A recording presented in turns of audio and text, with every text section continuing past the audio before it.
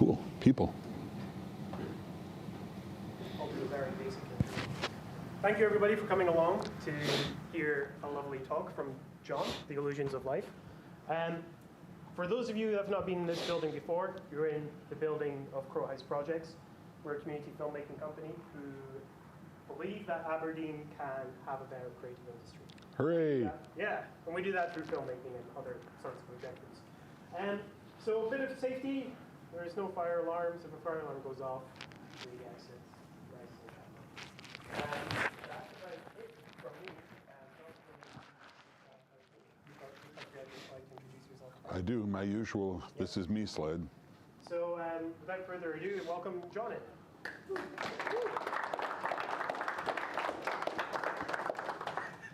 Thank you all very much. It's really nice to see folks here. Yeah, I'm going to jump right in and try to get through this pretty quickly so that we can then move on to an Ask Me Almost Anything session. You've all heard of an Ask Me Anything session before? This is like that, but don't push your luck. It's almost anything. Okay, so yes, the illusion of life, the rewards and risks of using AI to tell your story. Right now, most of the propaganda that's out there about AI says that you can use it for all kinds of things. And mostly, it's represented by the people who are trying to attract money from AI. It's represented as something that can do the things you can't do in a way that will make you seem smarter and better and more efficient. Please be careful whenever anyone tries to tell you that kind of story, especially if there's some financial transaction involved. And what's that you say? You get to use it for free? Tanstaffel, as we used to say in the 70s, there ain't no such thing as a free lunch. If you're not paying for it, someone else is. And if no one you know is paying for it, then the odds are you're the thing that's being sold, not the one who's expected to pay. Not sure what I mean? We'll talk about it some more as we go along. Yeah, thanks, Mike. So to start off with, y'all saw all those horrible letters after my name. Since I got to Aberdeen, people have wanted to call me professor a lot, which is flattering, but I'm not a professor. Professor is a job title, and I don't have it. You could call, let's go back just for a second here, just to do, scary, okay? That's less than half of my degrees. So I don't really truck with all the titles that go with degrees.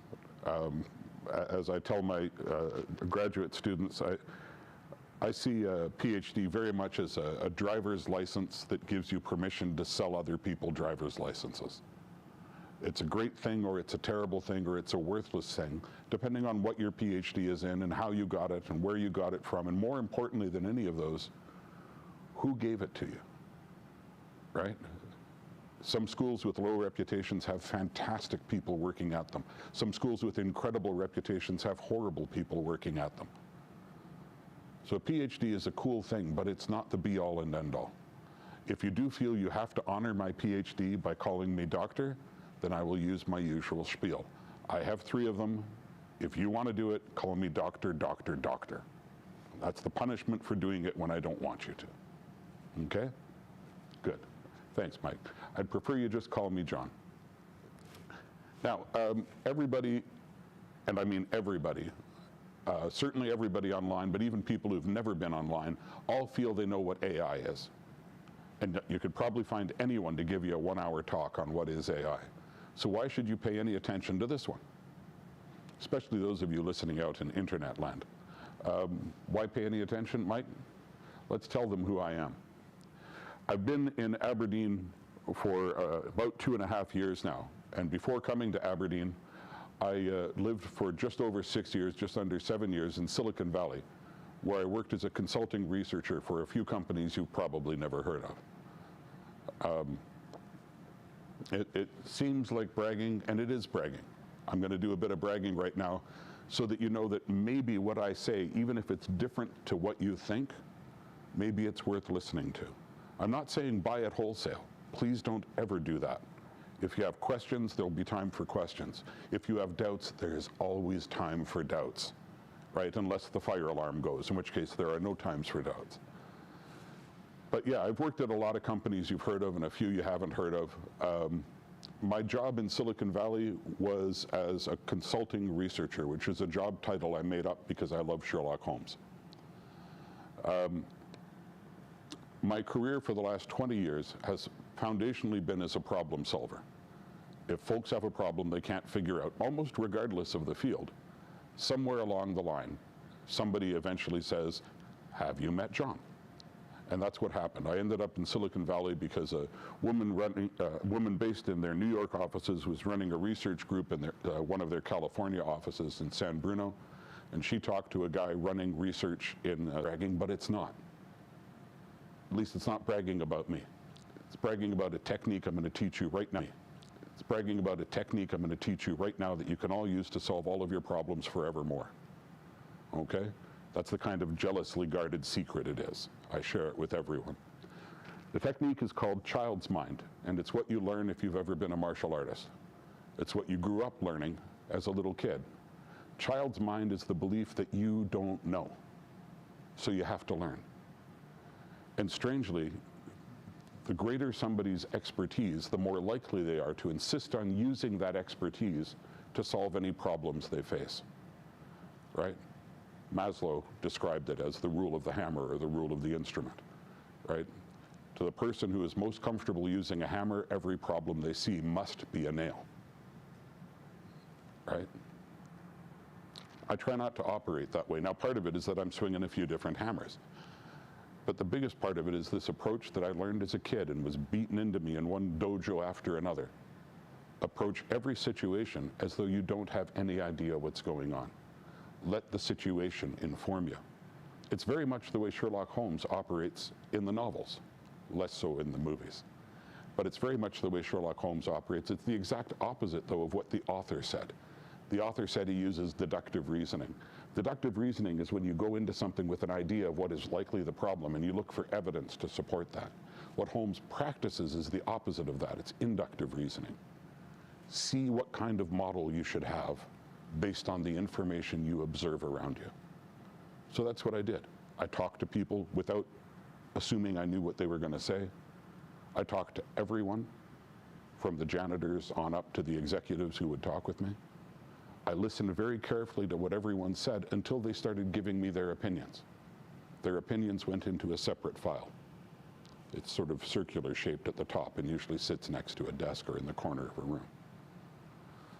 In that way, I was able to solve a problem, or at least find the direction for the solution. Solving it was a little bit harder, but it didn't take very long. So that led to me staying around Silicon Valley. I bounced from company to company doing that kind of thing. And any of you can do the same thing if you can be comfortable approaching everything professional with the idea that you just don't know. It's sort of the opposite of what they teach you in university. Anyway, so that's how I got through all of this. Now, John, okay, you've had lots and lots of industry experience. What about academic experience? Well, I mentioned the multiple university degrees and the multiple PhDs, but that doesn't really count. This does. These are some of my published works. You can see that I work in different fields. I didn't mention that the 7 degrees are all in different fields because that's more fun. So this is some of the work that I've done that's been worthy of publication. I don't have any recent publications up there, unfortunately, but that's because since getting to RGU, I haven't done a whole lot with AI. I've done a lot of speculative stuff and developmental stuff that I'll talk about in a little while, but the bulk of my research in AI was in the years leading up to my coming here. And so that's some of what you see there. I think, therefore, you are models for interactions of collectives of cyber-physical systems. Cyber-physical systems are mechanical systems like robots, like the drones that go to other planets or go under the sea, that are operating with some degree of autonomy or collective interdependence. Basically, they're AIs that are not out to crush our skulls and take over the world, but that are being used as robot tools. Again, levels of network self-awareness. For about 8 years now, I've been working with a brilliant fellow named Lucas Esterle, who's at Aarhus University now. We've been trying to conceive of and develop and test a totally different foundational model for AI so that AIs can be self-reflective. If you have questions about what that means or why it's worth 7 years of somebody's life, let me know at the end. We can gladly talk about that. There's other things there, encyclopedia that I've published articles in very different fields, the field of mathematics and the field of design. And then the last three are books that I either wrote or co-wrote. Anyway, we'll skip forward. Go ahead there, Mikey. Thank you. Most recently, at RGU, I had the good luck to host for the first time ever the ACM, or Association for Computing Machinery, the ACM Europe's very first school, which means symposium, school for adapting education to AI.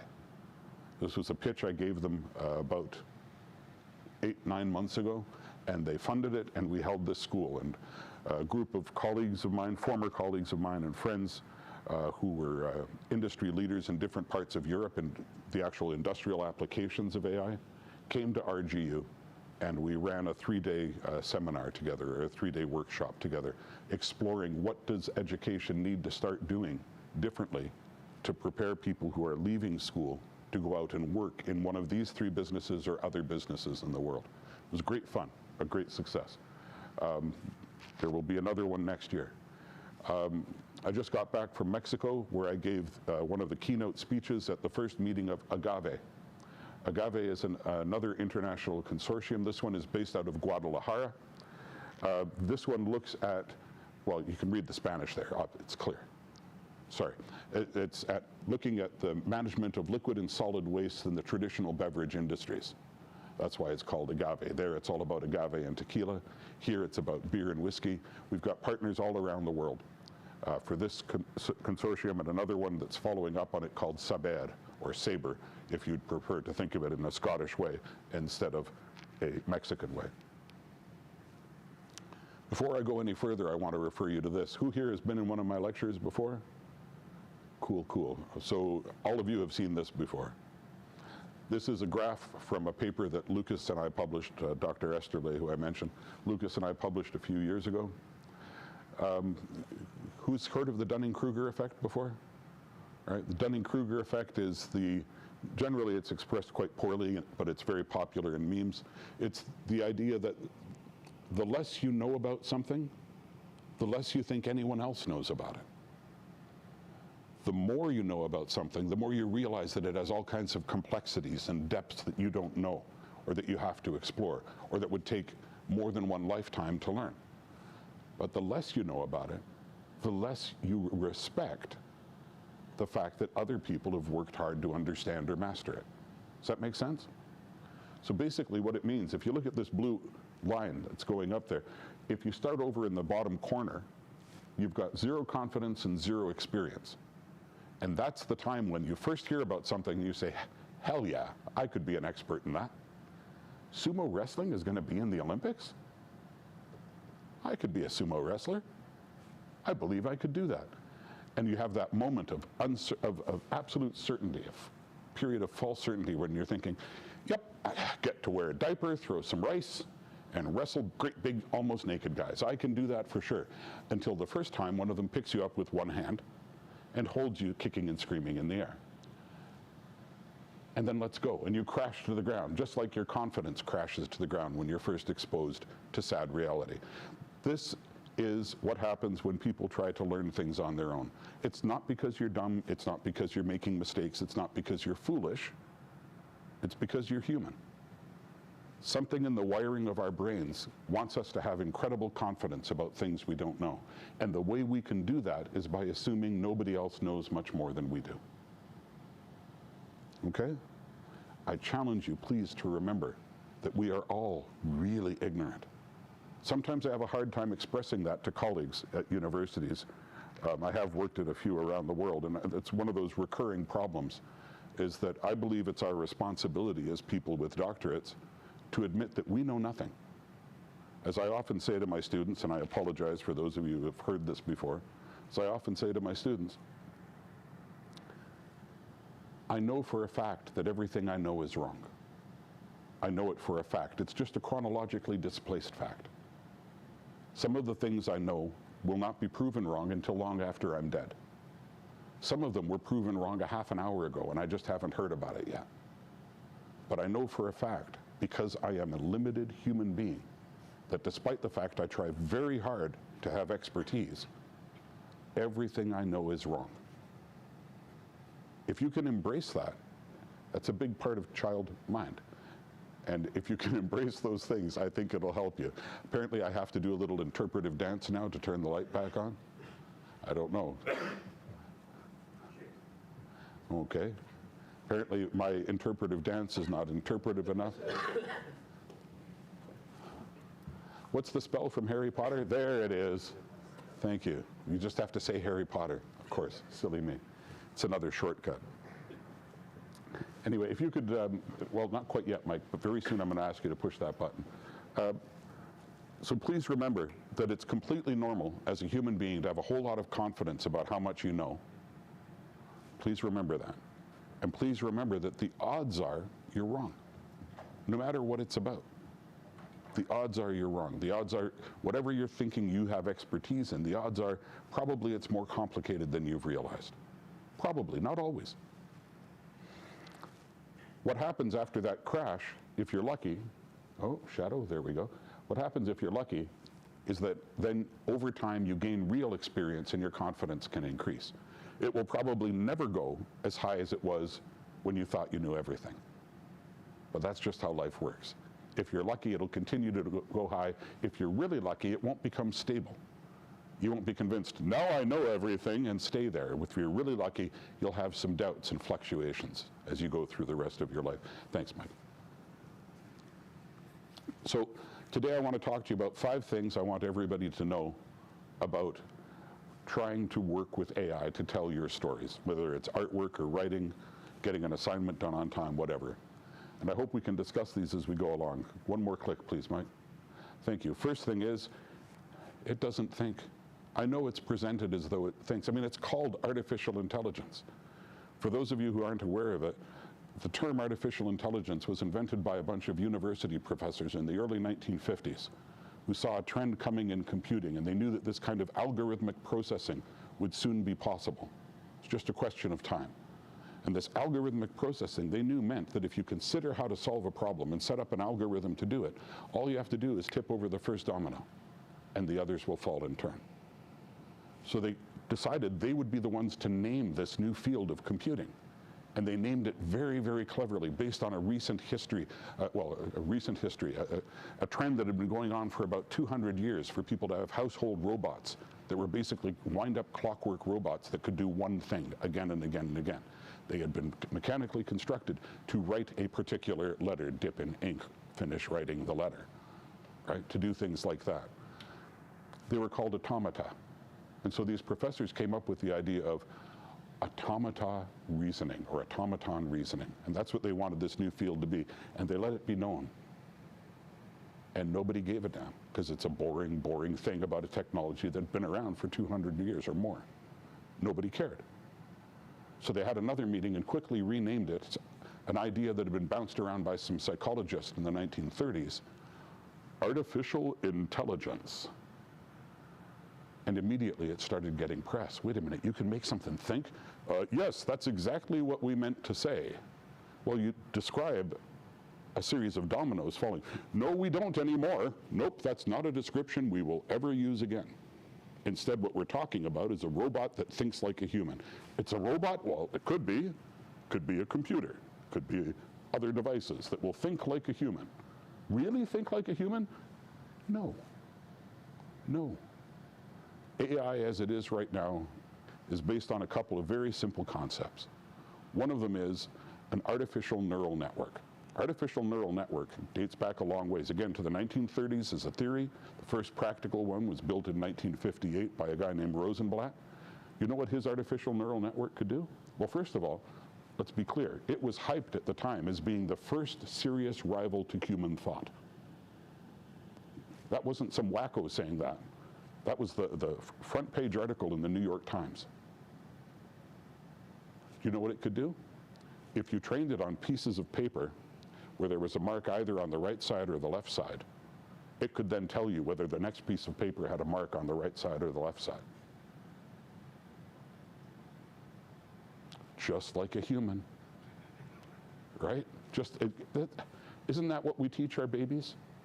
Right? And then once they get that, we give them the PhD and they can go to computing universities and teach it, right? Thinking just like a human. So please remember, it doesn't think. One more click, please, Mike. There we are. This is a recent search I did in Google while working with an ethics group at the university, at Robert Gordon University.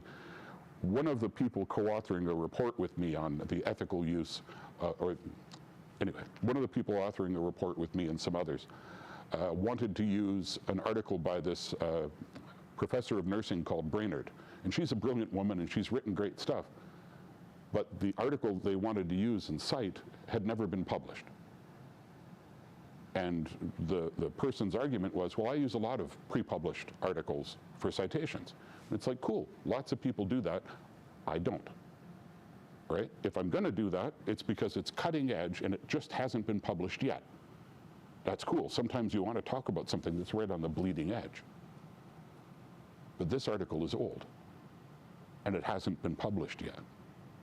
So I went looking for this person's website and found it. Great website, lots of cool publications, none of them on the topic of this pre-publication article. Second author, third author, fourth author on the paper, same thing. None of them had ever published that article under a different name, under a different title, with a different group of people. That article had never been published, which made me think, okay, either they couldn't convince a journal or a conference that it was scientifically valid, which happens sometimes. I've had papers rejected. Happens sometimes. Or maybe they never wrote that article. Maybe that's AI slop, and somebody was searching for an article on that topic, and the algorithm inside Google said, yeah, sure, here's one. Because a few years back, Google replaced its beautifully, carefully constructed search engine with a weirdly inefficient AI. Well, extremely efficient, fast returns, just completely inaccurate. So maybe that's what's happened. I did a search for this person's name and got this. Can you all read that okay? I'll read it out loud for those of you who have your eyes closed or don't have a choice.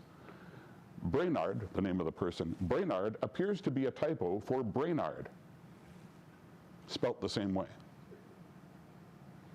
The AI currently doing searches for Google doesn't know what the word typo means, doesn't know what the sentence appears to be a typo means, just doesn't understand that, does not think the way we do. When you say, I think that's a typo, you're using your knowledge of what a typo is and your knowledge of how something should be spelt and how it is spelt in front of you. When an AI, especially the modern version of generative AI that we're all talking about when we use the word AI these days, when an AI says that, it's just putting things in sequence. It has no idea at all what the words mean or what the sentence means. It does not think. Hit it, Mike. Could be much worse. Could be so much worse. This man looked himself up and saw this.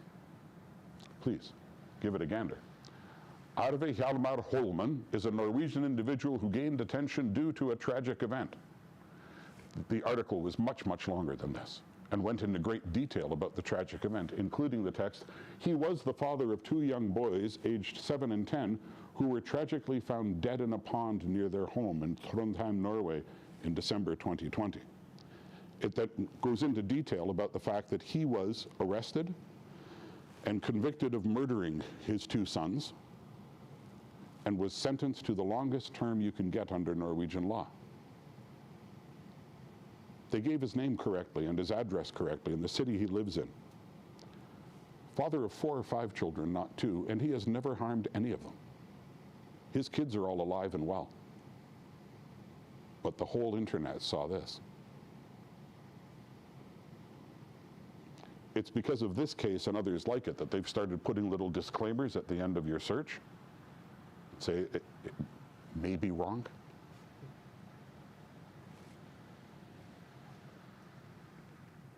It doesn't understand you.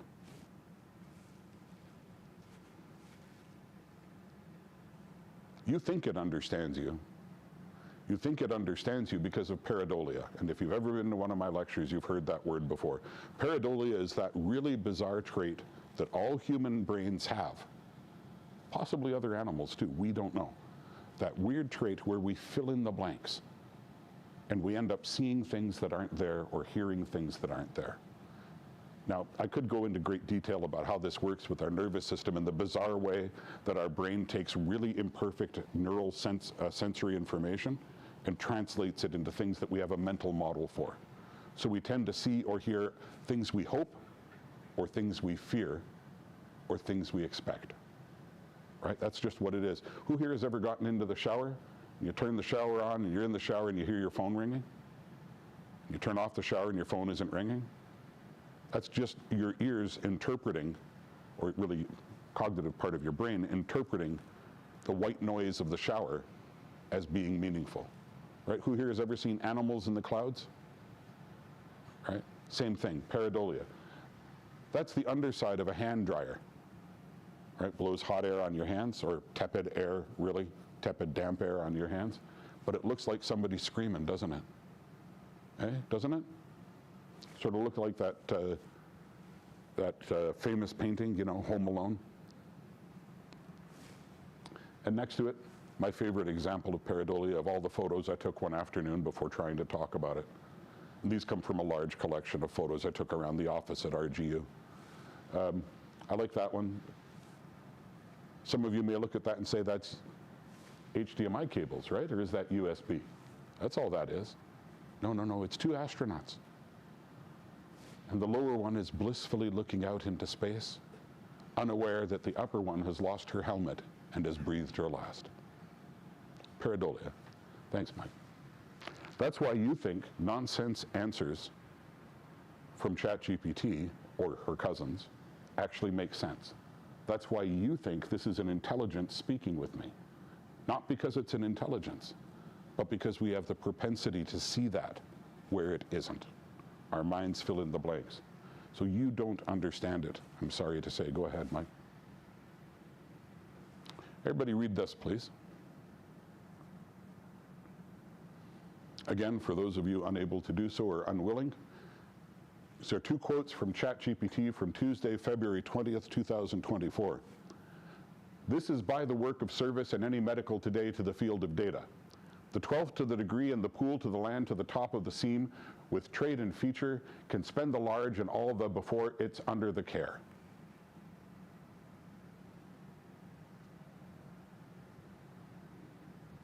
All of a sudden, ChatGPT started spouting that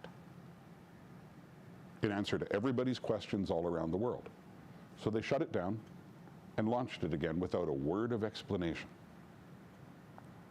Please remember, you might think you understand it. You don't. You're just guessing, trying to understand what it is putting out there, which often follows some pattern that you can recognize, but not always. Use child mind when you're reading work that's been generated by generative AI, and you'll see there are places where other people reading it just skip over. Well, that's a strange phrase, and people just skip over it. I don't understand why that word is amongst, you skip over it. Try not to skip over it. Read it with child mind. Look at all the details that are actually there. Thanks, Mike. Oh, you clicked twice. Go back one, please. Thank you. Huge money is involved. Right now, we are at an almost midway point, I think, in the lifetime of ChatGPT and her cousins. We're about at the half-life point, I think. And the folks who have been developing this version of AI know they're not developing real AI. They know it for a fact. They're not trying to develop real AI. As I like to say, if you have a really great surfboard and you care for it immaculately, treat it properly. I guess these days you don't sand down and wax and tar surfboards like you used to, but in my day you did. But say you have a surfboard and you're taking the most wonderful care of it every day, and you're training on it every day. You are now the best surfer you could possibly be. And the board, pristine. That doesn't make it a sailing ship. And that's what they're doing with this. They've got these artificial neural networks that are not what people say they are and think they are. And we're working based on what we call large language models, which is a silly, silly name, because they don't understand language.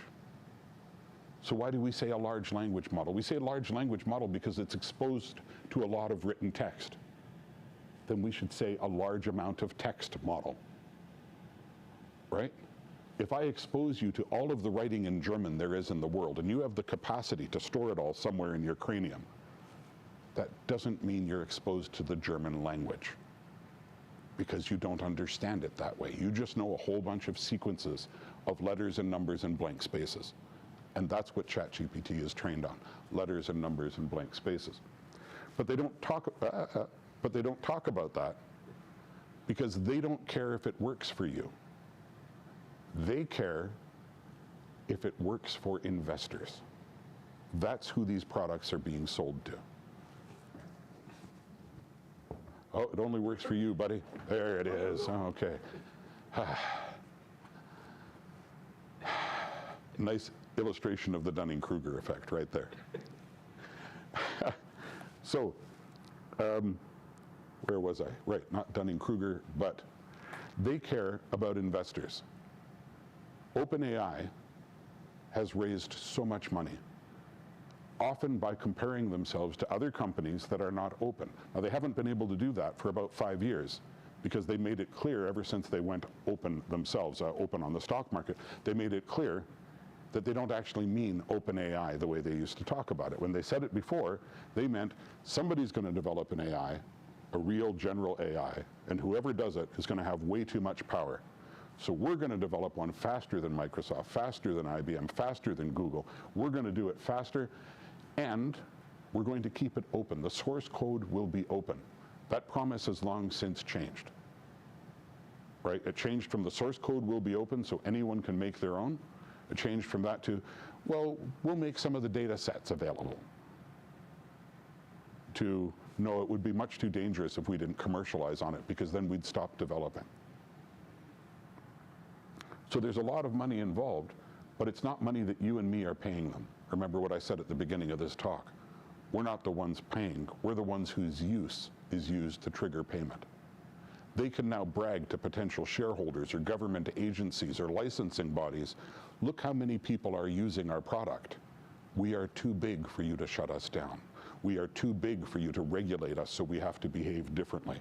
We are so big that all of your competitors are using it, so you'd better sign on to use it too. And that doesn't just mean in the corporate world, that also means in the governmental world, right?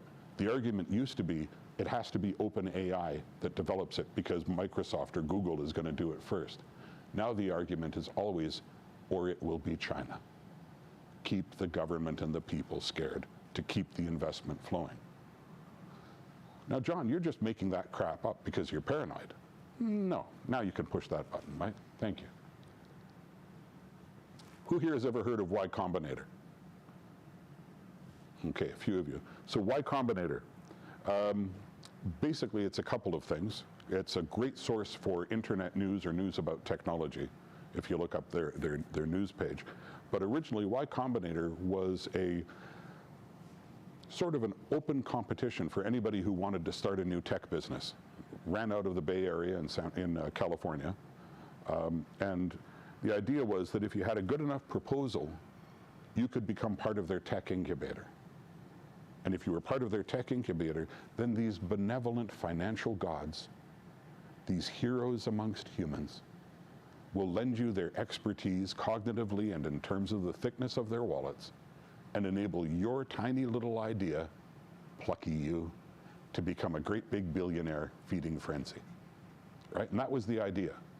This is what they do. For the good of the world, they are helping people who would not otherwise be able to do it, start up and become successful in new businesses that will advance technology, increase financial throughput, improve the markets, and do everyone a favor, that rising tide that lifts all boats.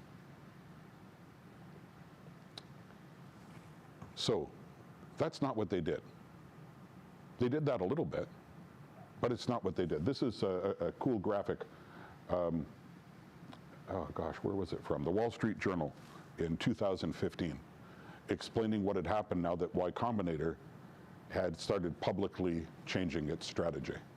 So they admitted to what they'd been doing for a long time. Basically, I won't bore you with this, but hopefully you can still frame the video online, or just go to the source that's referenced at the bottom. Basically what they did was they made huge profits from all of these companies, including the vast majority of them, which never got any funding at all. They paid into it to compete to become part and never got any funding. And the majority of those that did get funding didn't get past the first year. They still paid their funds. Those funds were reabsorbed. The majority of those that got past the first year did not succeed, et cetera, et cetera, et cetera. Almost like, gosh, what do you call those things? Like a ziggurat, but with smoother edges? Pyramid, that's the word. It's almost as though there was some kind of a scheme shaped like a pyramid. That doesn't sound likely. Who started this? Some really benevolent guy who'd made some bucks on something and then gave away all his money to the tech community, right? What was his name again? Oh yeah, Sam Altman. Really benevolent guy. Give away all his money. Get it, Mikey. Point number 5. Unless this idea of this large language model running on an artificial neural network pretending to be AI in a way that will lead to a general AI, unless something props it up, it's going to fail. And when it fails, it's going to collapse upon a whole lot of folks. Who here has heard about the fact that a lot of writers have lost their jobs because of ChatGPT and her cousins? Right? Artists losing their jobs, filmmakers, animators, lots of people losing their jobs, right? What happens to the companies that replace them with this AI when this AI stops working? Boom, crunch, collapse, right? Years ago, within my lifetime, we came up with handheld calculators, and all of a sudden math could be made easier, no matter whether you were applying it in engineering or in abstract calculus or whatever. Simple, progressive calculation was possible. It could be done more precisely and accurately and more quickly than most of us ever learned how to do it, right? And folks will say that's just an advantage, that's all it is. Except that now, when I try to teach concepts of mathematics to people, I have to start at a really, really low level to explain some pretty simple things. Now, why do chairs have 4 legs instead of 3? Why do chairs have 4 or 3 legs instead of 2? These are concepts that are illustrated if you learn geometry with your hands, but not illustrated if you learn geometry as lines to enter into a calculator or lines that you enter into a bit of code. Okay? When the foundational structure of how we teach math changed, society in general became quite ignorant of math. And a whole lot of people embraced that because they said, we have tools for that now. We're in the process now of saying we have tools for that now about every simple intellectual task. And we don't. We just don't. Maybe we do right now. One of the greatest futurists whose work I know is Cory Doctorow, and he's just recently written very, very openly and plainly about the fact that he expects it'll be less than a decade before this version of this version of generative AI is gone completely. Would you like to hear why he says that? I encourage you to read Cory Doctorow's works, all of it, his science fiction, his speculative fiction, his documenting of the trends in technology development and the privatization of intellectual activities. Brilliant, brilliant writer, Cory Doctorow, brilliant. Basically what he says is that the investment that happened in OpenAI, in Anthropic, and these other companies, when they were trying to expand and compete with one another, the investment, well, it required some security, like investment does. If you're a steel mill, your security is, well, we've got all this ore, right? We've got all this ore we're going to turn into steel. We've bought this much. We've got contracts to buy more. We've got this land that our plant is on, and we've got the machinery in the plant that is used to smelt and process that ore into steel, right? On top of that, we've got contracts with really capable workers. We've got shipping and delivery contracts. We've got suppliers, and we've got people who are waiting for our supplies. All of that can be used for security. You know what these guys did? Talk about clever, clever salesmen. The security they gave to their investors is the CPUs they're using in their computers. The CPUs, the central processing units. Who here knows what a CPU is? Who here has ever touched one while it's sleeping? That sounds gross. What can you tell me that these investors did not know about a CPU? Anybody? They become obsolete. Right? What else happens with any kind of electronic equipment? A certain percentage of the time they fail. Yeah, they fail. They burn out, they fail in some way. These guys didn't get that. So they signed all kinds of guarantees. If they go today to reclaim their security, they're going to be shown some wheelie bins out back. Not for all of it, but for some of it. And what happens when one big investor finds out that their security is garbage?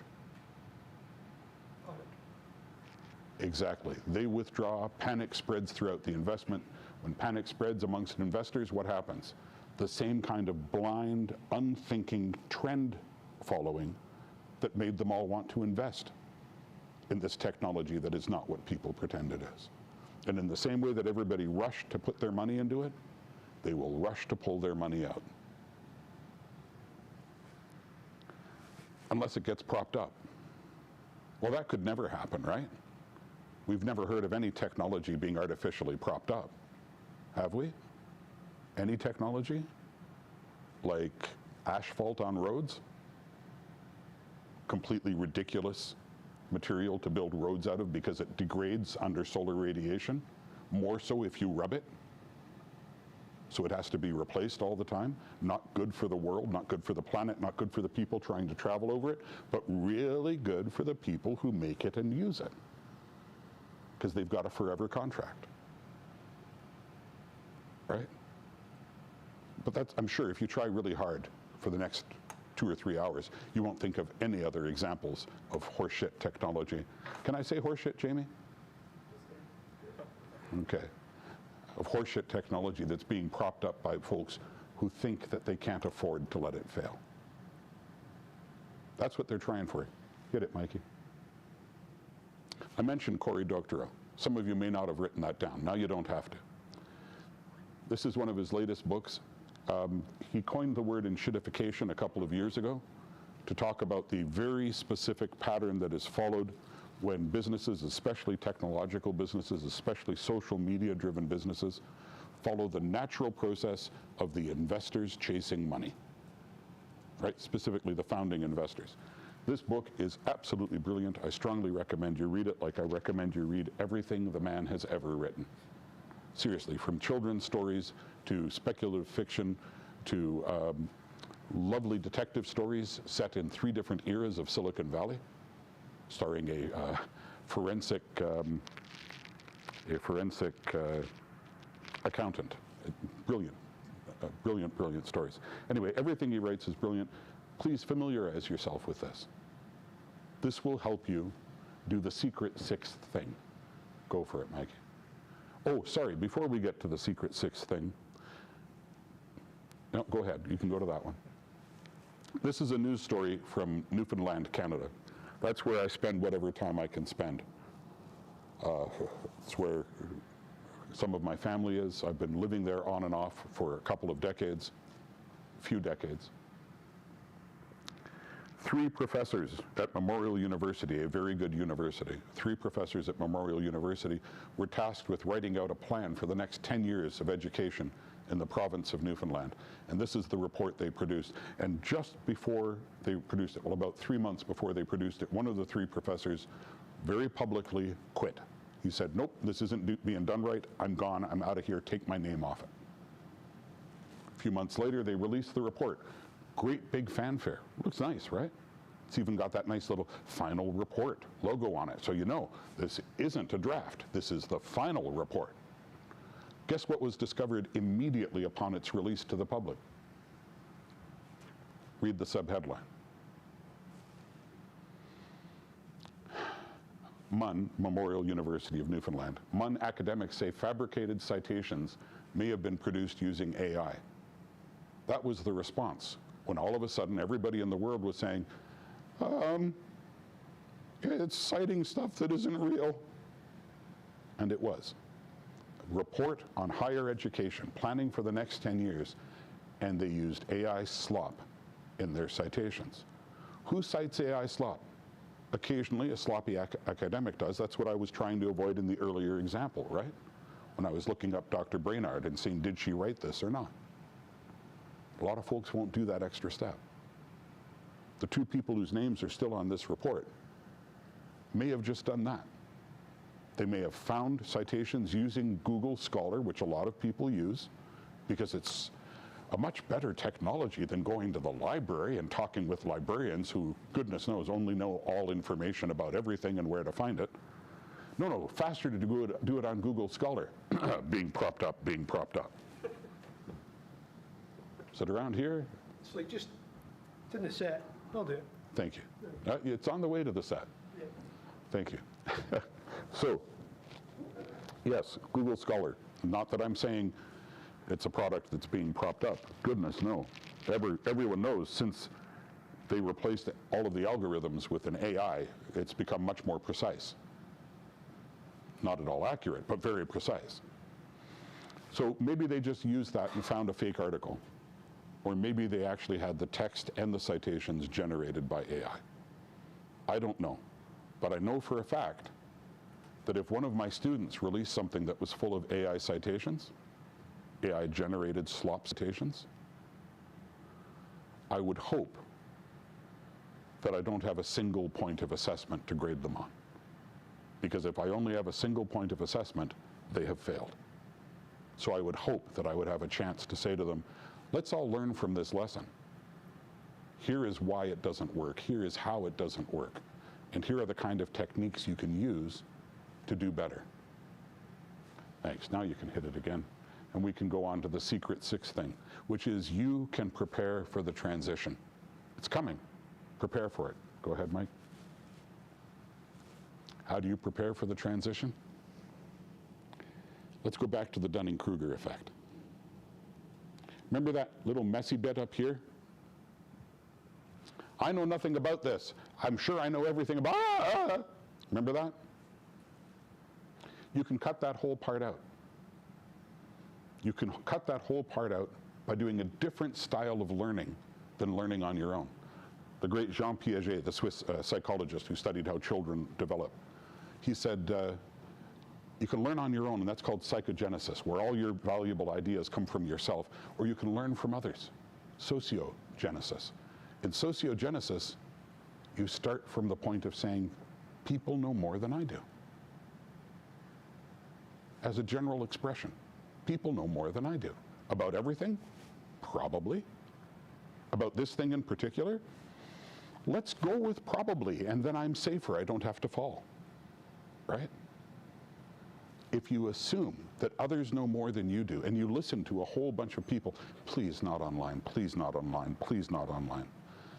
You listen to a whole bunch of people looking for where they are wrong and where they are right, looking for overlaps, looking for sources. Are there sources just AI-generated slop?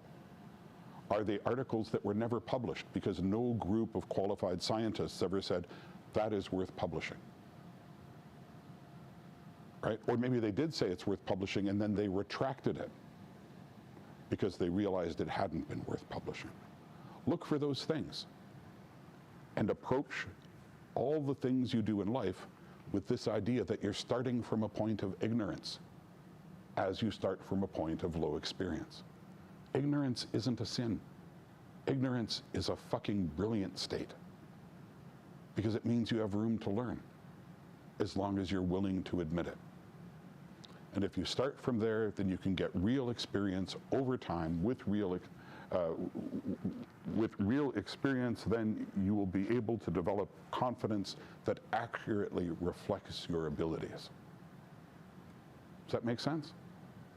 I hope it does. Just be careful, all right?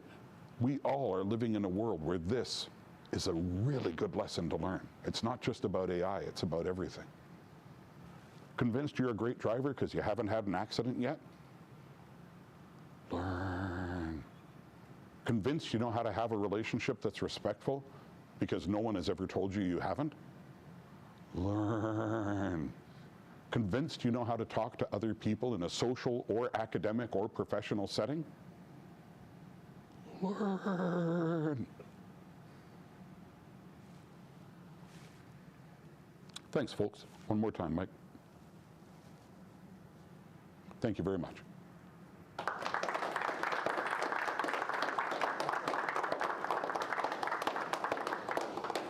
How are we doing for time there, Jamie? 6 hours, holy smokes. Really lost track of time. Eight now. Is it? Oh, okay, good. All right, well then I guess we can move on to the question and answer period. Unless anybody really insists I start the presentation again from the beginning to see how the stories change. Yes? What causes AI to like kind of go haywire? You covered it a little bit. But like one of the best cases was when the Twitter AI went mental, and then it started talking about like Hitler and stuff, and Yeah. everyone went nuts about it. What caused that to happen? Well, that's a slightly different thing, as I understand it. I have nothing to do with Twitter. Sorry? Just for the audio. Right. So the question from the dashing young man in the corner was, what causes AI to go mental? What causes it to go off on a rant like the one that I talked about briefly, or as the example was, like when Twitter suddenly became full of Nazi propaganda? So my answer is that those are different kinds of things.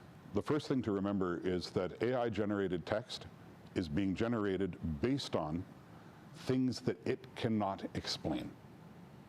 This is a known problem with this type of AI, right, with large language models. It's called the transparency problem. It's been around as long as these models have. You are trying to get something that does not think the way we do to reason. And it seems to produce some reasoning and produce an answer. It seems to, but it cannot explain which steps it took. Now, the last time I said this to a group of people was in Guadalajara, and one of the people very kindly pointed out that, nope, it can now. It absolutely can now, because it'll tell you the steps it's following. And I said, no, it won't. It will tell you a series of steps that it claims to be following. But that's because it has had a rule imposed upon it saying list the steps. Not the steps you are following. List the steps. Right? It's being told to list steps that you will think are a reasonable path it's probably following.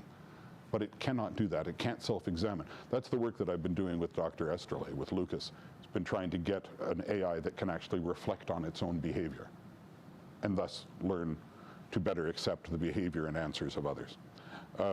So that's one thing. Why did it suddenly start spouting Nazi nonsense on Twitter? Because it does not have underlying meaning. The depth of the model. Another great guy I did some work with, this was before I left California, Stephen Tartakovsky, who's an AI company co-founder and a great mathematician. He and I worked at another startup, another AI startup for a while together and become fast friends. We're still friends now. And just before I left California, we did a breakdown of some aspects of ChatGPT where we were trying to get it to reveal its underlying code while it did certain processes, something they make much more difficult now than it used to be. But when we were doing that, we were getting it to tell us what is the token number for the bits of language you're spitting out. So it spits out bits of text, number, blank space, grammatical signs, whatever. It spits those out, and they are all stored as tokens when it's doing its learning, and it spits them out based on what they've been next to before. And quite by accident, we got it to tell us the meaning of this two-syllable word, which I don't recall right now, was this token and this token. Ah, okay, two syllables, token and token. Cool. And later on, quite by coincidence, It told us that that word was this one token, a different token. So we tried to get it to admit that this one token was equivalent to those two tokens, and it would not. It did not see that word as having a meaning other than it is either these two tokens next to each other or this token by itself. The word had the same meaning in every context, but it could not do that. So it doesn't have understanding. So basically it's spouting what has occurred as a common pattern. I wonder why a technology controlled by somebody who is very Nazi sympathetic would suddenly start spouting Nazi phrases when everything it spouts is based on the probability of occurrence, letter by letter, symbol by symbol, based on its training data.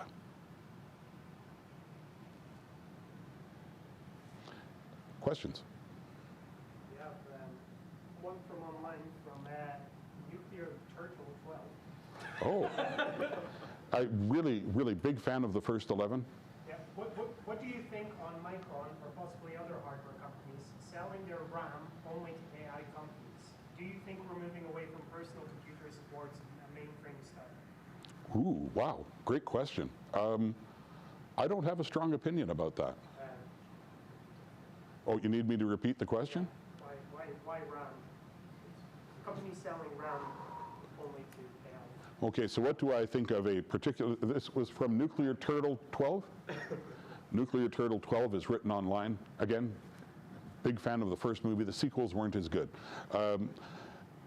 Has written, what do I think of the trend among some companies, and an example was given, to sell their RAM exclusively to AI companies. In an open capitalist system in which people are encouraged to behave entrepreneurially, good on them. If they've found a steady market that will buy their product and pay them the top price they can get for it, that's what they're supposed to do. Do I think this means we're moving from one type of computing to another type of computing? No. I don't think these companies are going to be around long enough. And anyone who is entirely counting on having their supply chain, either end of their supply chain, rooted in these companies, is going to face a real crisis in a few years. Hope that answers the question, Turtle. And keep up the good work. Any other questions? Yes? Do you think AI will have any use in daily life in the future, or do you reckon it will just be sidelined in the future? Do I think AI will have any use in daily life in the future, or do I think it will just be sidelined? I think it's going to have all kinds of use.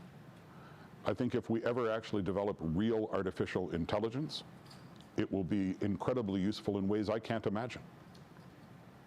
I think so. Even the version of AI that we have now, this misnomer that everybody uses, even this version of AI is incredibly useful. It's so good at so many things that humans are bad at. If you have a lovely bit of footage, say you had gone off to the west coast of the country and you had actually seen Nessie, and you've got some lovely footage of it, but it's very blurry, right? Or there was a snowstorm happening, right? Or the person next to you also saw Nessie and threw up, and a bit of the spray got in the way of the lens. If any of those things have happened, using an AI to clean that up could be done quite niftily, much faster than a human could do it, especially if it's video and you have lots of frame-by-frame motion of multiple particles, right? An AI can easily be trained to do that. On a more serious front, the recognition of squamish cells with cancer in them is much better, faster, when done with a properly trained AI than when done even with medical experts, right? When done properly and they're trained properly and the standards are right. Having a medical expert oversee the training is a really important part of that, right? But there's all kinds of things like that where an AI is really, really useful. Where is it not useful? I'd say in all the stuff that humans do better. There's a great quote, and I'm sorry I can't remember who it was who wrote this because I freaking love it, and I'll remember it later tonight and then be regretful. Maybe I'll add it to the comments on the stream. We didn't train computers to play chess so that we could sit and watch them play chess. We trained them to play chess so we could learn from them, practice with them, make our human chess playing better as a result. I think that's a good use of AI for writing. I think that's a good use of AI for artwork. I think that's a good use of AI, maybe even for storytelling, though. Yeah. But I think that's something that we could do, is we could set up very complex training systems, right? Humans are iterative association machines. That's how we learn. That's how you learn to make the sounds that distinguish oo from oo, right? By careful practice with really complicated muscles in your airway, right? From inside your throat and actually the muscles around your lungs, controlling it as well, to the muscles in your lips and tongue, the soft palate of your mouth. All of that works together to make the difference between oo and oo, right? Really hard to learn. As a kid, it was ridiculous. But you learned how to do it so well now that you don't even have to think about it at all. Make sense? I forget, what do they call that when reporters are telling you what's happening in the world? What's that called? Sorry? Sorry? What, louder? What's it called? Anyone? Reporters are telling you what's happening on the world? News. Thank you. Yes, news. Now, and what's it called when something isn't old but it's, sorry? New. Right? Yeah. Very different sound, right? Well, maybe not in Scottish, but in other forms of English. Those are two very different sounding words, very different sounding vowel sounds, but only if you've learned to distinguish them and learned to make them different, right? So those kinds of very complex things, that's how we learn, by repeating patterns like walking to the same edge and saying, is it here? No, okay, how does he walk differently than I do? Is it here? No, it was back here. It's back here. Okay, right? Iterative repetition can teach me something. That's how humans learn, and we learn to associate things that way, right? We can use AI to give us those experiences. And I think it could probably work quite well at that. Just don't let it replace your experiences. I don't give a damn about a song written by an AI. I don't give a damn about a movie written by an AI or a funny joke written by an AI. It's interesting for a moment because it's novel. But I understand how these things process written information. So you'll never convince me that this is something written by an intelligence different than ours. It's a random agglomeration of symbols, right? Not quite random because it's been weighted in a number of different ways that I can never understand.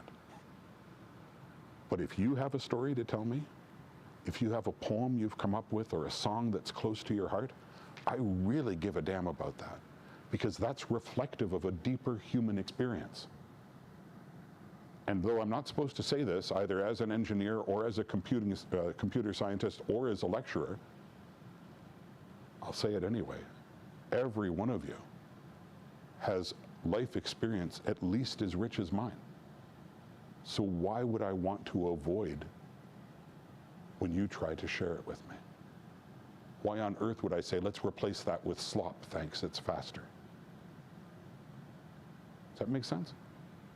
I hope so. Boy, that was a long answer. Somebody stop me when I get going like that. Any other questions? Do you think artificial general intelligence will ever happen? If so, when do you reckon?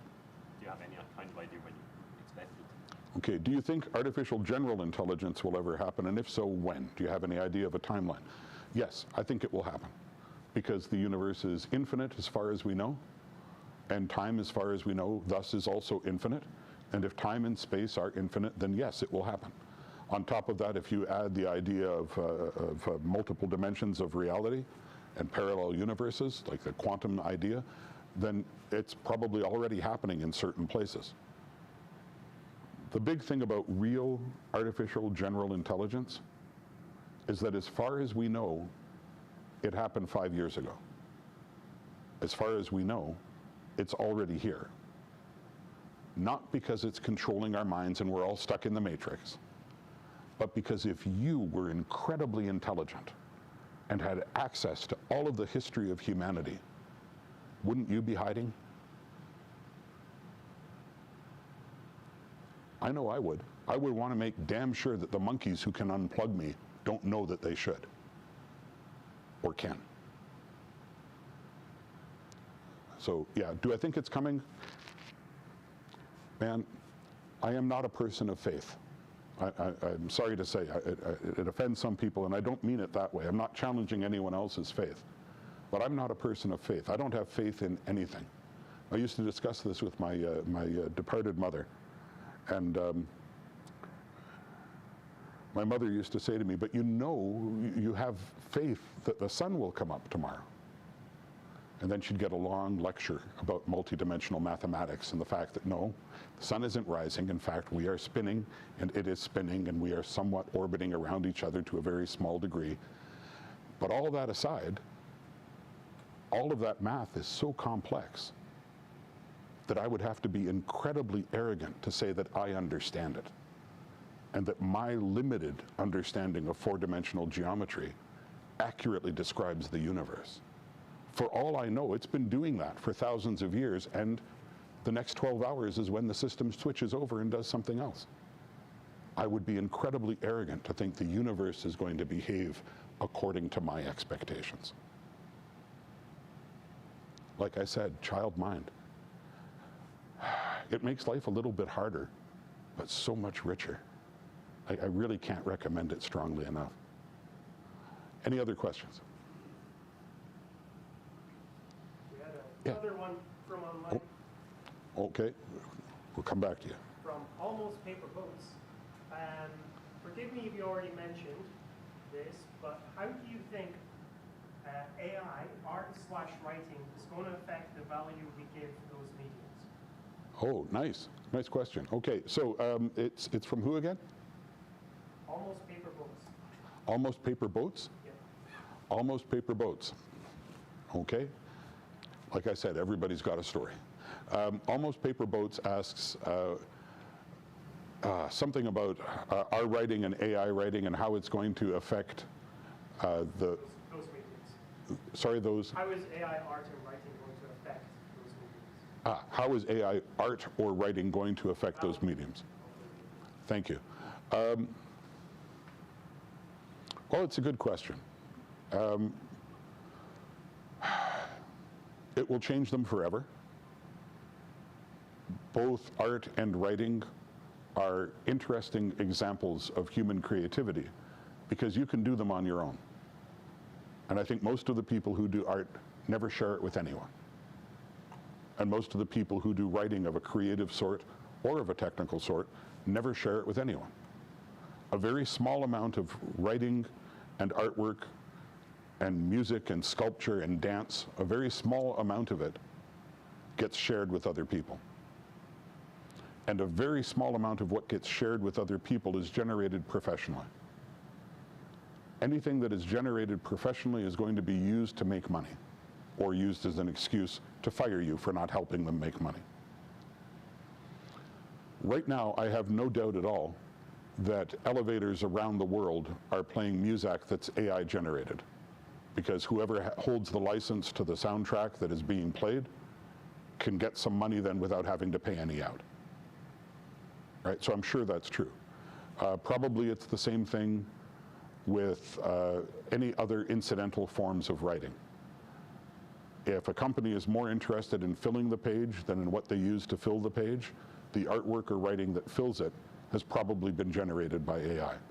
There have been some hilarious examples of this where they just went a little too far towards not caring. What is it? The Chicago Sun Tribune? No. The newspaper that used to be two newspapers in Chicago. I'm sorry, I can't recall right now. They ran a summer supplement last summer. Great big thick supplement. For those of you who don't know, a newspaper is a desiccated tree that's been pressed into a thin form and then layered upon itself like a millefeuille pastry with much less flavor. So these newspapers, they like to do things like put in special inserts so more people will buy their paper. And in the summer, they do inserts about what you should know before you go into your holidays. And this one really big, prosperous, successful newspaper bought the entirety of its summer supplement from a provider of such things, one of the big news chains. And this supplement had a books you must read, I think it was 10 books you must read this summer list, with images of the covers with the names of the authors, quotes from critics about the books, and a summary of the plot. Oh, and a ranking, a rating. All fiction. I don't mean the books were all fiction.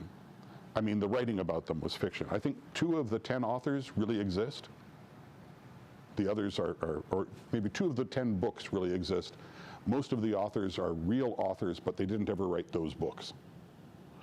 And this guy had just used AI to tell him, hey, what are the 10 most popular books of the summer? Give me a summary of each one and find some critical reviews. And the AI he was using just generated it all.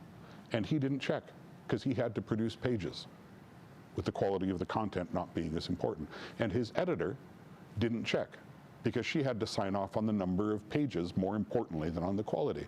And the person who supervised the whole project for this summer supplement, right, that made lots of money by being sold to newspapers, they didn't check. And the people who bought it and put it in their newspaper didn't check. But as soon as it was released, the readers checked. Like, oh wow, she's written a new novel? Oh, that doesn't sound like her work. Let me go to her webpage. That's not her work. And again, and again, and again. So there have been catastrophic examples of this. A whole lot of magazines laid off their writing staff.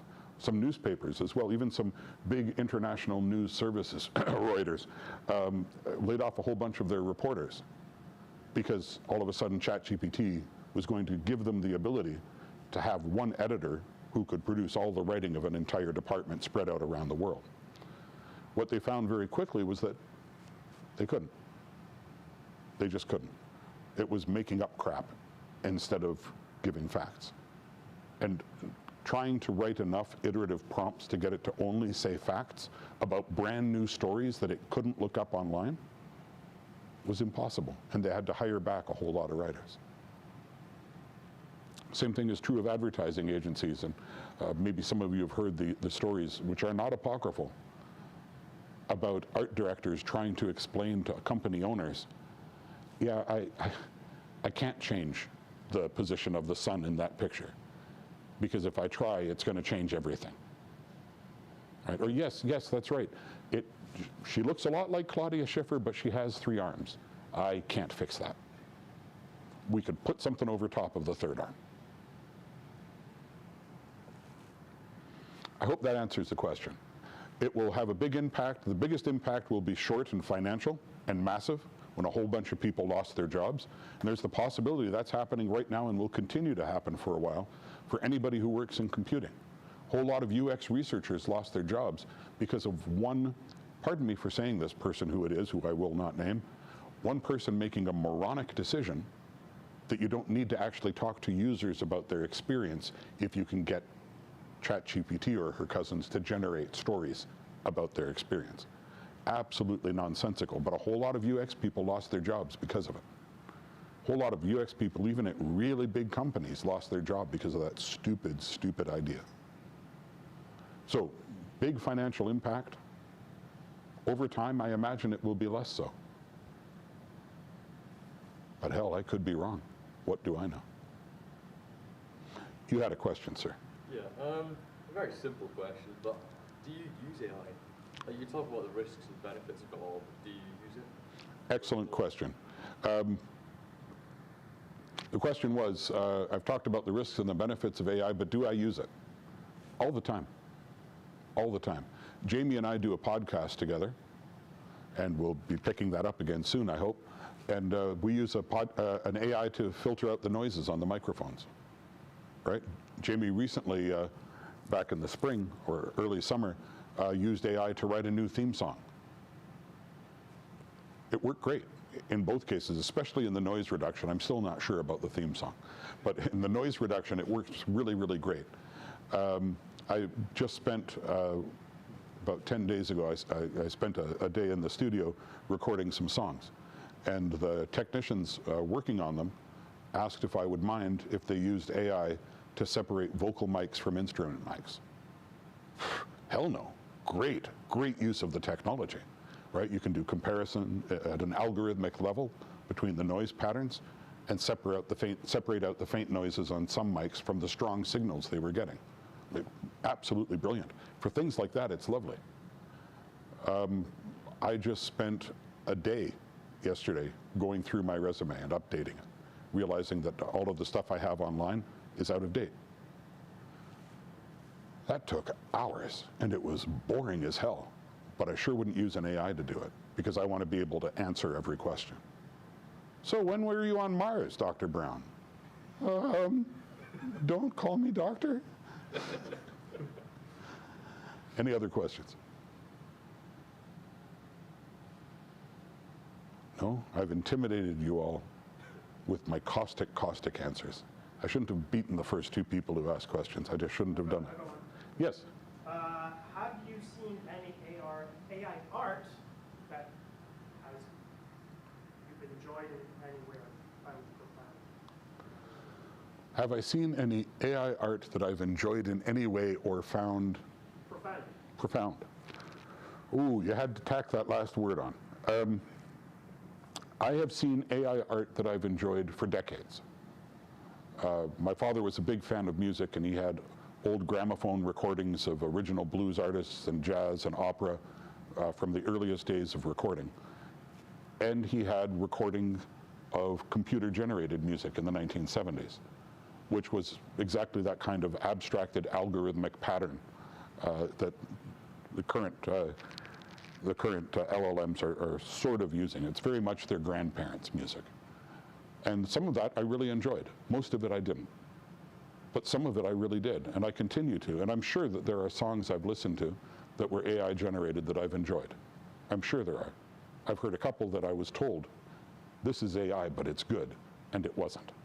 And I've heard a couple where I've told, this is AI generated. I'm like, are you sure? Because that's good. And as much as I teased Jamie about the theme song that he generated, I think it's a really good theme song. It's a lot catchier than the one that I did for us previously. What? We're not using it? Why not? Apparently I have turned invisible to this sensor. Apparently I really have. There it is. My gosh. Okay. Glad I got to do some interpretive dance. Yeah, I've seen all kinds of AI-generated art for a long time. I was working in 3D when they first started doing special effects generation algorithmically. So it wasn't just the artist can make something cool in 3D. So you press this button and it will start making trees for you. And that was impressive as hell. More so once they worked out the scaling between branches and the scaling between leaves, so it could go from a bud to a leaf as opposed to a tiny leaf to a bigger leaf, right? Or a tiny trunk to a bigger trunk. They had to work things out, but it's brilliant. The way that you can use special effects software now to paint every type of garden and building and person. The special effects generation that they did, I think it was in Maya, for the crowd scenes in Lord of the Rings, for the epic battles, where I think they had 8 basic models of characters, wielding some small number of different weapons each, and they had them trained to either run past or attack, depending on which race they were passing. So orcs and dwarves and elves and humans all behaving accordingly. And that was AI generated, and some of it was brilliant. A lot of it was really hilarious. A lot of hilarious mistakes, but a lot of it was brilliant. So yeah, I think I've seen a fair bit of algorithmic art of many different sorts. And yeah, some of it is impressive. I wouldn't say it's profound. Profound means deep. And the depth of a piece of art, off the top of my head, comes from what understanding you can get about the artist or their situation when you look at it. So when you look at Starry, Starry Night, one of my favorite paintings, Starry Night, by Van Gogh, you have an idea of how he saw the world, right? And if you look at, well, the Scream that I referenced earlier by Munch, right? You know, the painting The Scream, the guy's on the bridge, and everybody thinks he's screaming. He's not. He's covering his ears in horror at the scream of reality, right? Beautiful, just beautiful. Rodin's sculpture, La Belle Lumière. Anybody know that sculpture? Talk about profound. It's an old old woman, an old farm wife. And she is old. But if you look at the statue, she is so beautiful. And I don't mean, oh, because there's a spiritual, no, no, no. Physically, you see the beauty of her youth, even while you see how physically exhausted she is. That's a profound piece of art that touches me profoundly. I haven't seen that from an AI yet. It doesn't mean I won't.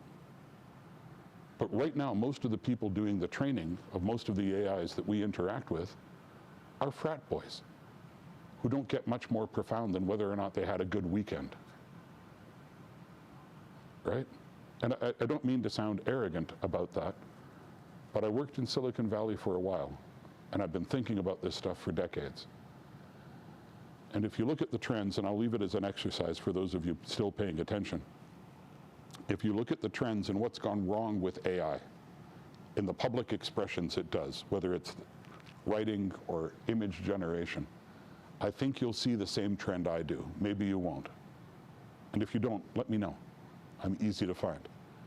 But I think you'll see the same trend, that a lot of the horrible errors that shock and horrify everyone come from the fact that the people doing the encoding and providing all of the basic training material and the original guidelines are a bunch of rich frat boys who come from the same closed community, went through the same closed community, and think that they are the smartest freaking people in the world. If you surround yourself with people like that, you tend to feel increasingly like you are like that, and that you are correct to be so. I can't think of any presidents off the top of my head who might illustrate that, but maybe you can.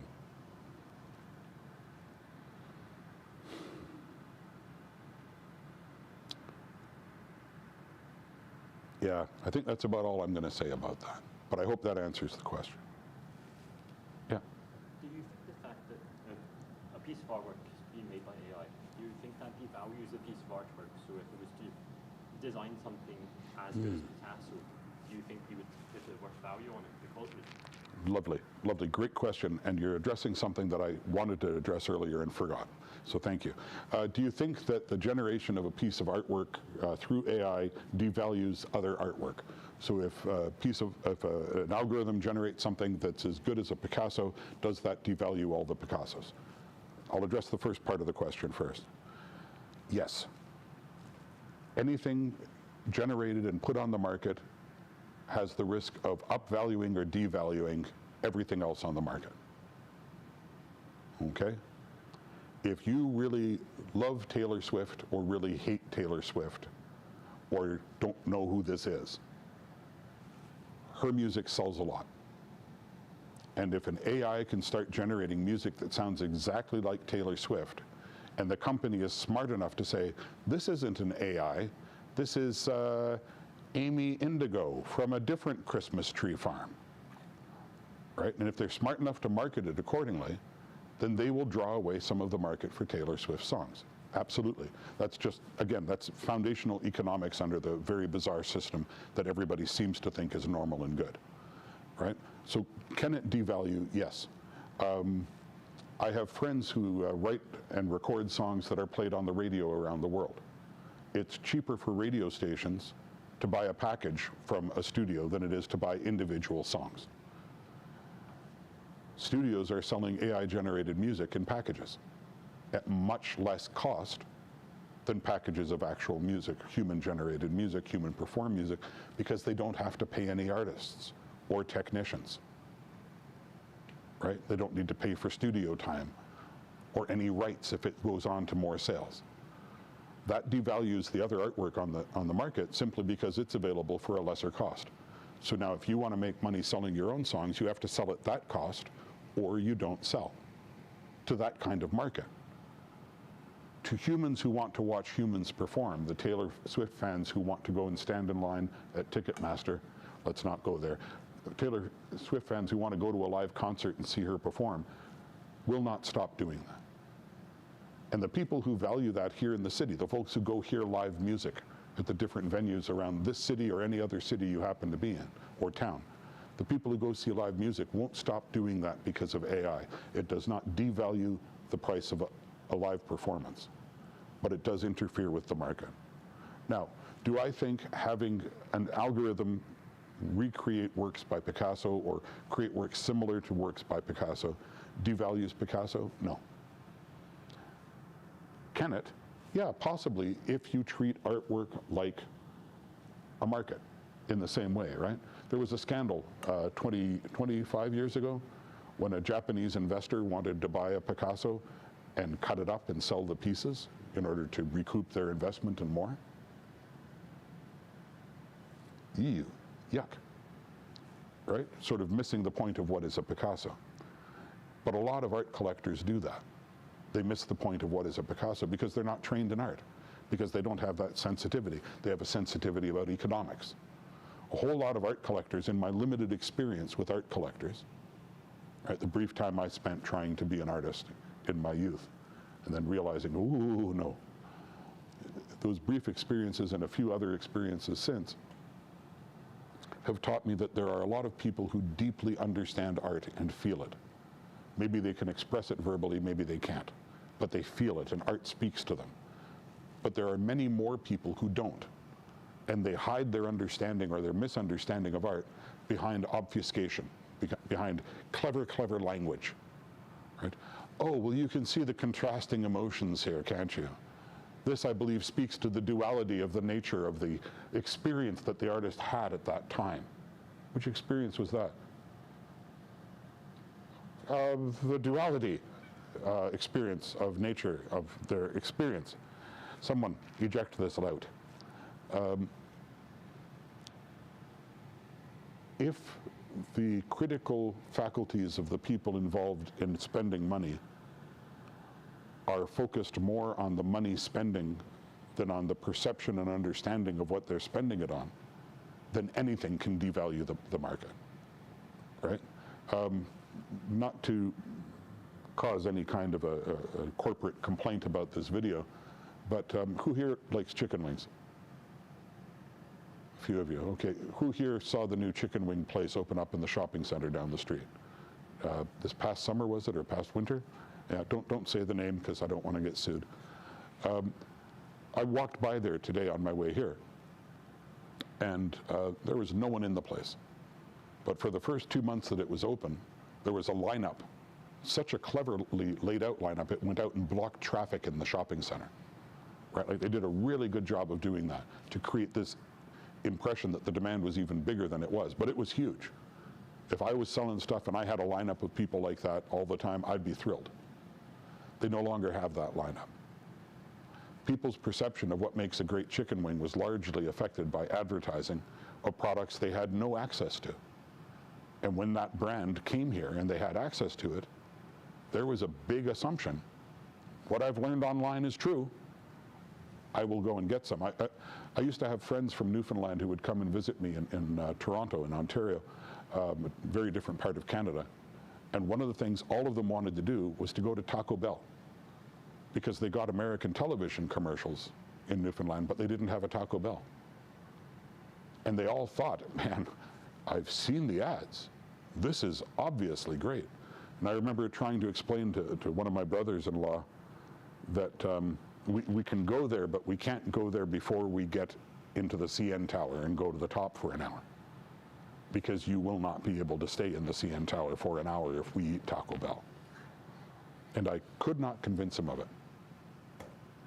So I just took 2 hours to get to the CN Tower. And it was a good thing, because one of those hours was the hour I took, and one of them was the hour he took, if you know what I mean. Any other questions?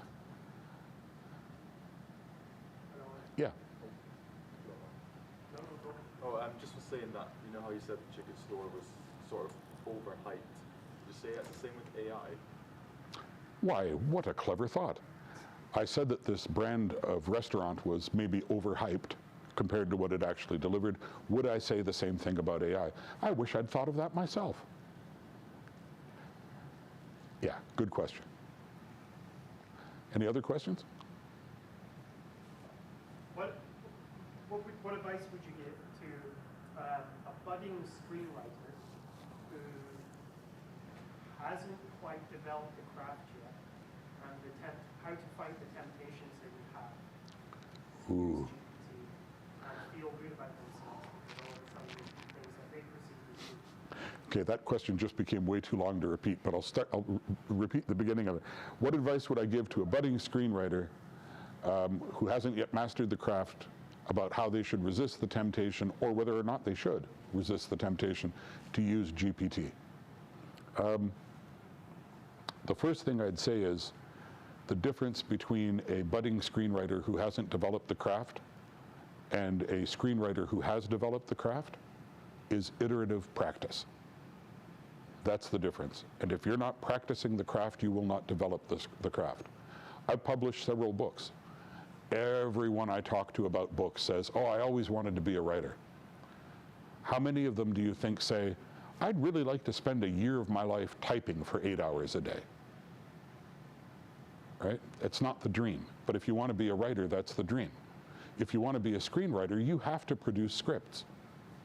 Keeping one script that is your precious, precious thing, right? Like Gollum, right? Gollum and his golden script. Actually, he was a ghostwriter for Sauron. Gollum and his precious, Gollum did not get better at that. He did not become a better scriptwriter. And you won't get better if you're busy protecting the one little thing that you've been working on forever. My advice would be go work on something you don't give a damn about. Take an idea from anywhere. You probably have better ones than ChatGPT does, but who knows, maybe take it from a Gen AI. Take an idea that you don't give a damn about and produce a 100-page script, right? An actual shooting quality script. Certainly, ChatGPT or any of those products can help you format it correctly, right? Just check and make sure that it really does. Do that. Write a script you don't give a damn about. And once you're done that, throw it away without reading it. I don't believe I can do that, John. No, I don't believe you can either, but try it. And then write another one that you don't give a damn about. And then write another one that you don't give a damn about. Do that again and again until you know exactly how to format it without having to look it up. What's the difference between when one character speaks and when another character speaks? How do you frame narration versus stage direction? Once you know those things so well that you can type at speed and get them all correctly, get them all done correctly, now you're closer to mastering the craft. While you've been learning how to do that typing and that formatting, you've also been learning tricks about how a script gets built. Once you can do the formatting part of it without too much trouble, maybe the next one you type should actually matter to you. Does that make sense? Yeah, I could be wrong. Again, I would love to be someone who believes he knows all the answers. I can only imagine how comfortable that is. I've got a lot of experience in a lot of different things. I've written a couple of scripts. They're pretty shitty. They're shitty enough that I never even tried to get them optioned. Right?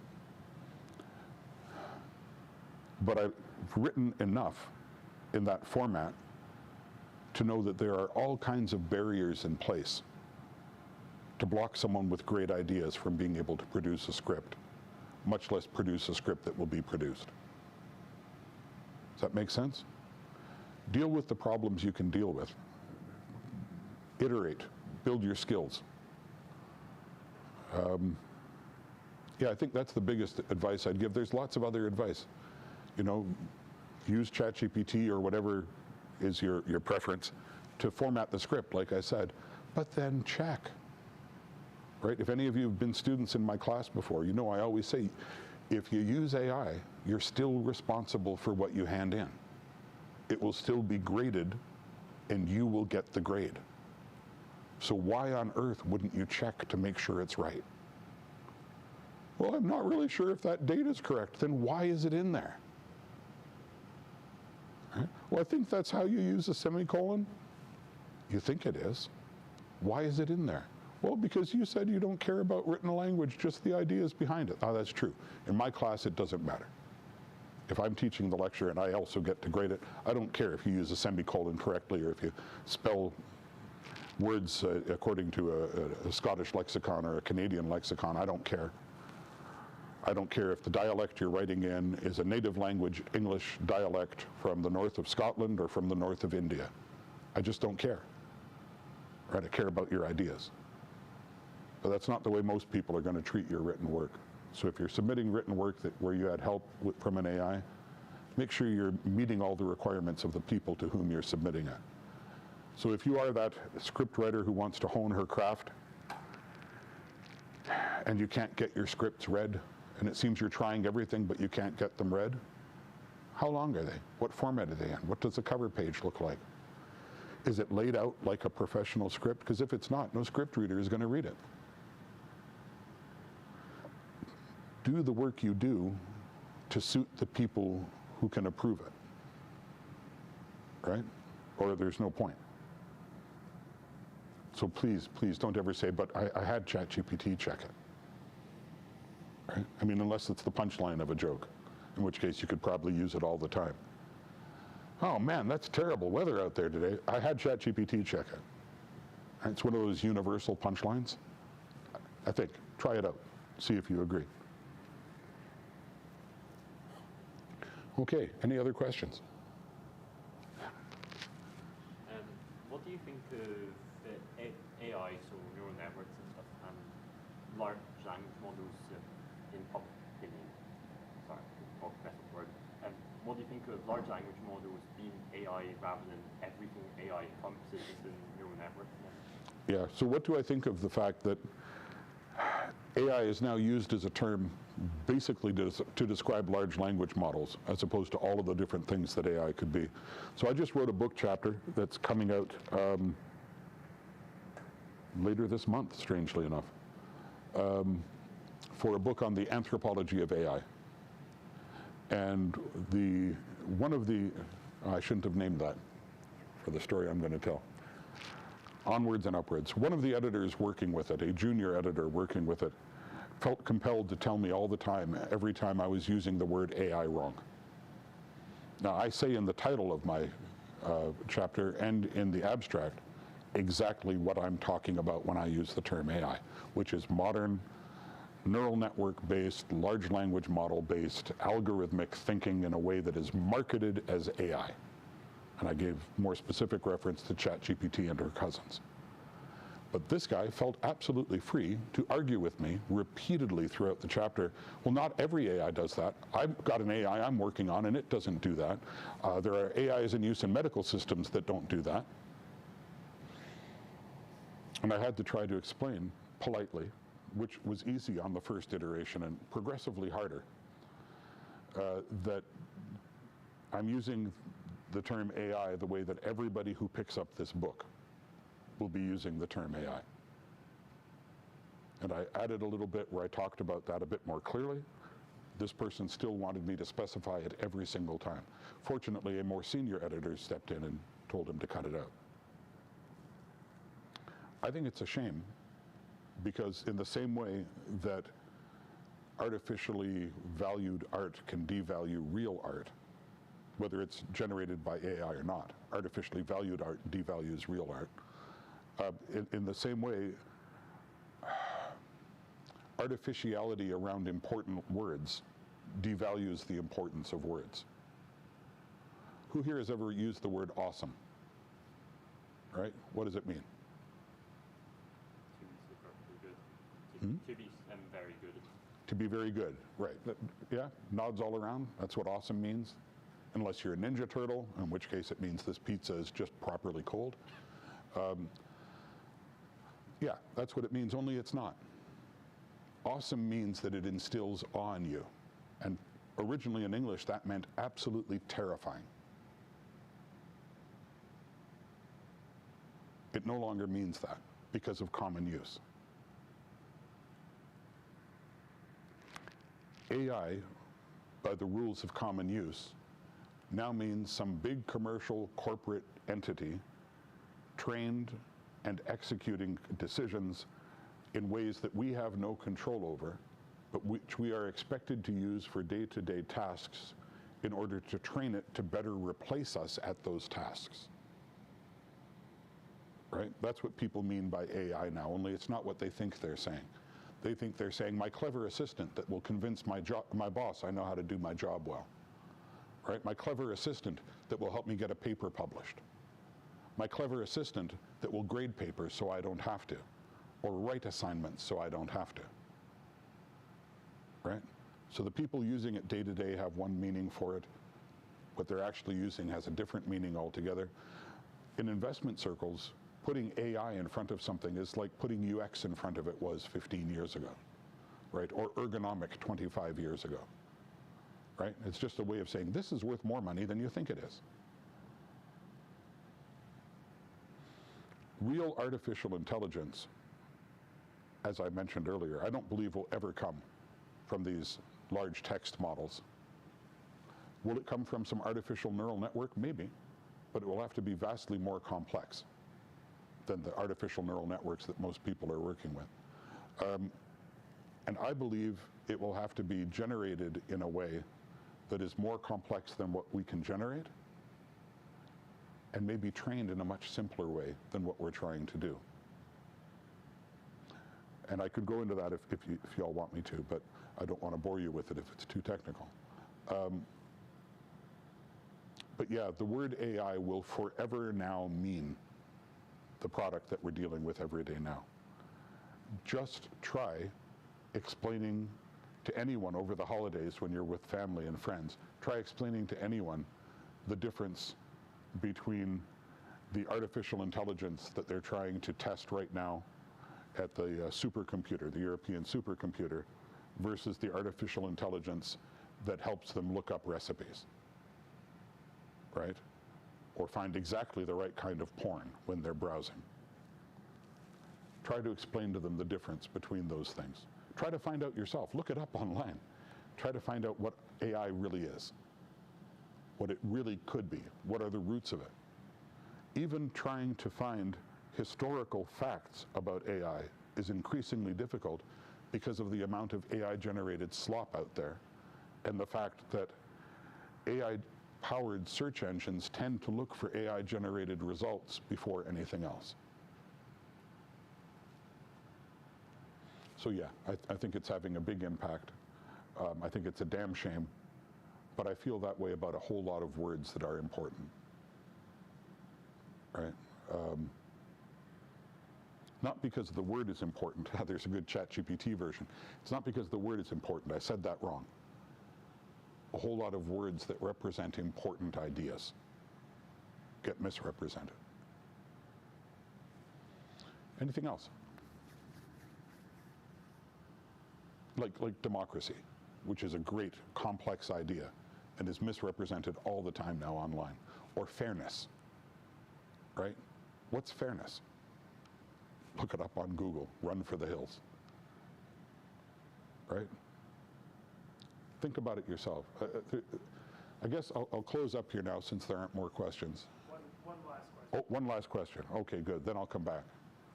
What would be, if you were to write a sci-fi novel, would your utopia integrating AI in all of the ways that could be done, how would you describe it? Wow, lovely. Okay, being a commercial writer, I'm going to do what commercial writers do best to answer this question and plagiarize like hell. The AI from Star Trek is cool. Not the ones with smoke coming out of their ears because Kirk outsmarted them, but the one that does things like controlling all the complex systems in a ship and answering questions for anybody who asks at the level they're asking in the domain in which they are speaking. So when an engineer talks about a manifold and the counselor talks about the adjective manifold to mean complex and multiplicitous, the computer understands both versions and speaks accordingly, right? So that's one thing. Oh no, I can't remember his name.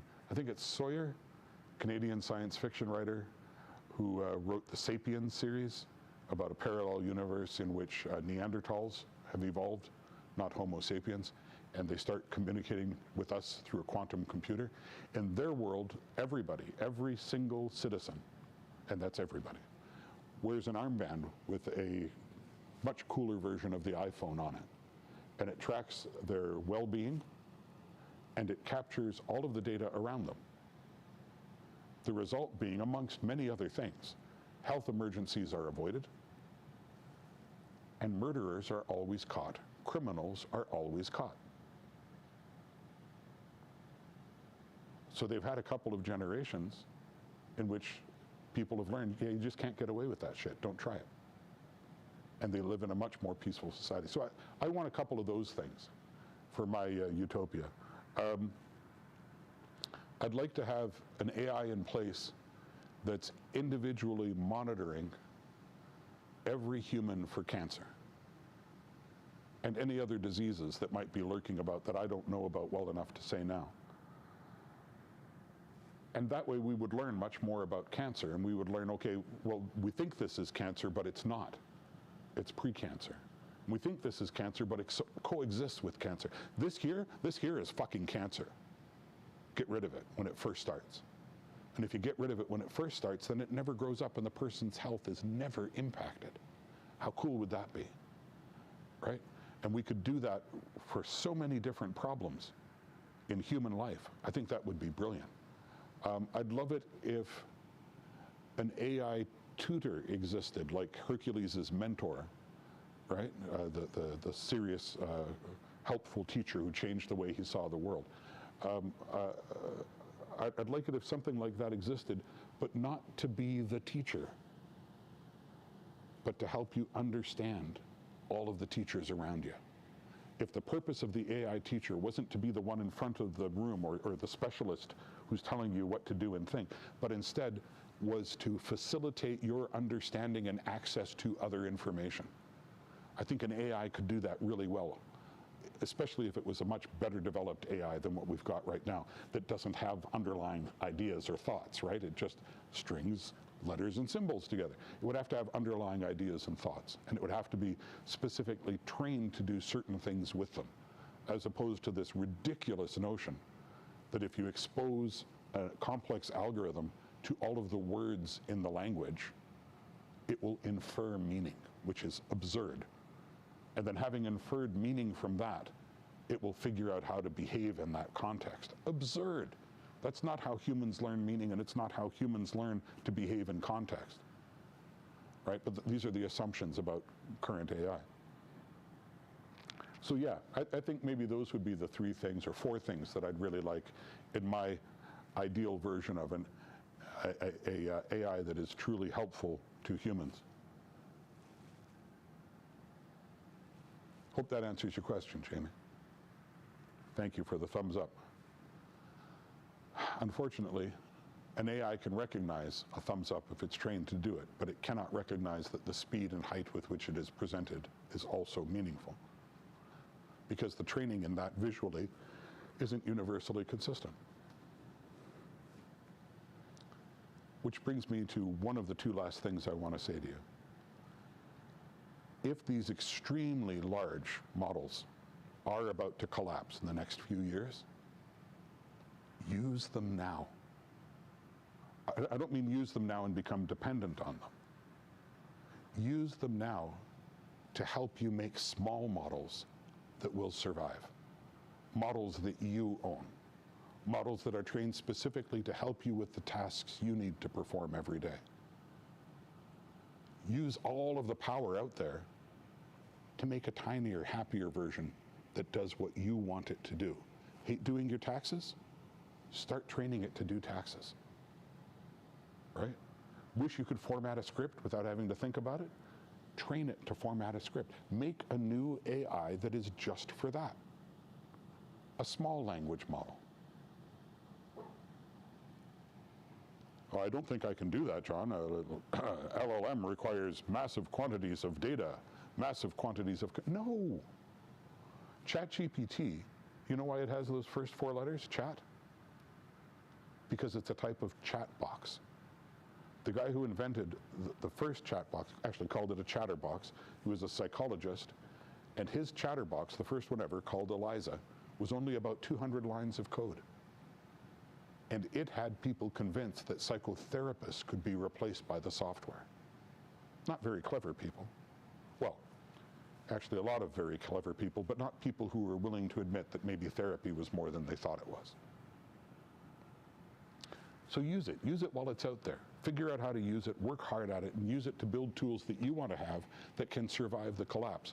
Maybe the collapse won't come, maybe it will, but you could have some cool tools at the end of it. So that's one thing I wanted to say. The other thing that I wanted to finish with, and this is really, really important to me, so please, if you've ignored everything else I've said, try to remember this.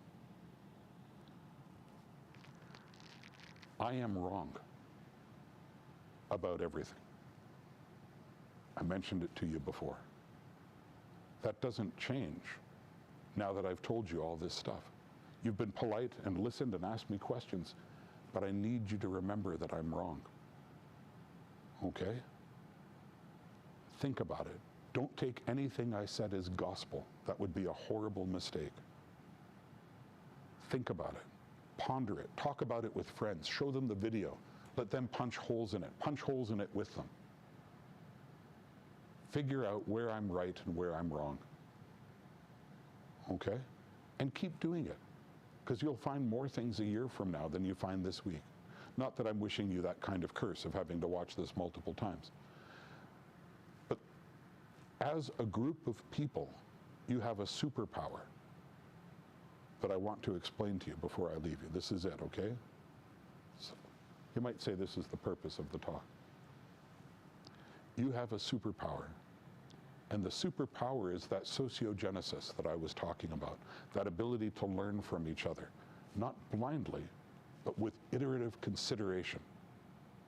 If you're nice to each other and considerate of each other and iterate on ideas, you'll be able to filter out the stuff that I said that really matters from the stuff that doesn't, and the stuff that you get from every other source. If you trust each other and work with each other, you'll be able to become so much wiser and more knowledgeable cooperatively than you could do alone.